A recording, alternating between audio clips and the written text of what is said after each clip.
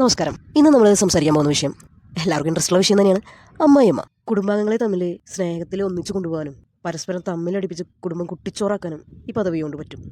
മക്കൾ നല്ല നിലയ്ക്ക് ഒരു കുടുംബജീവിതം നയിക്കണമെന്ന് ആഗ്രഹം ഉണ്ടെങ്കിൽ പിന്നെ എൻ്റെ മക്കൾ എന്നെ മാത്രമേ സ്നേഹിക്കാൻ പാടുള്ളൂ, ഞാൻ പറയുന്നത് മാത്രമേ ശരിവെക്കാൻ പാടുള്ളൂ, എൻ്റെ ഭാഗത്ത് തെറ്റുണ്ടെങ്കിലും എൻ്റെ ഭാഗത്ത് തന്നെയാണ് ന്യായമെന്ന് ഞാൻ വാദിച്ചാലും എൻ്റെ കൂടെ തന്നെ അവർ നിൽക്കണം.